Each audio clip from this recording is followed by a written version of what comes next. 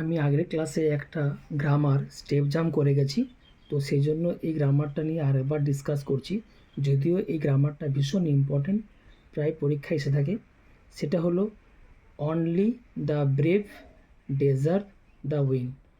Only the brave, কেবলমাত্র সাহসীরাই, ডেজার্ভ the win, জয়লাভের যোগ্য।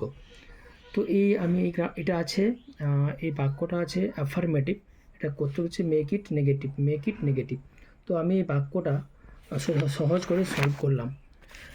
তো এই ধরনের বাক্য কিন্তু মাধ্যমিক এক্সামে হয়ে থাকে, আসে মাধ্যমিক 9 এবং আরও কম্পিটিটিভ এক্সামে।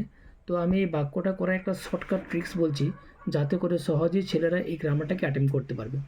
যখনই দেখা যাবে বাক্যটাতে অনলি আছে, অনলি ওয়ার্ডটা, তখন কি করা যাবে? আমি উত্তর করে দেখাচ্ছি তখন কি করা যাবে।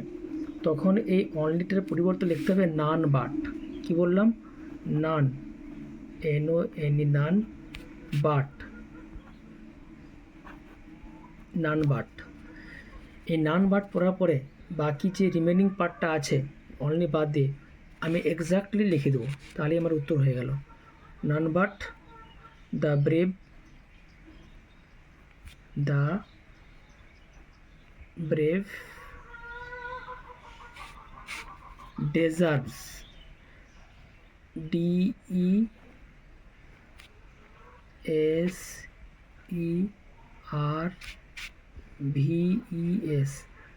deserves the win, WIN। অর্থাৎ ইন এ ওয়ার্ড, এক কথায় অনলি দিয়ে বাক্য শুরু হলে এবং সেই বাক্যটাকে যদি নেগেটিভে আনতে হয়, অনলিটা উঠিয়ে লিখে দেবো নানবাট এবং তারপর অনলি বাদ দিয়ে প্রশ্নের বাকি অংশটাকে এক্স্যাক্টলি যা আছে পুট করে দেবো, আমার অ্যান্সার হয়ে যাবে।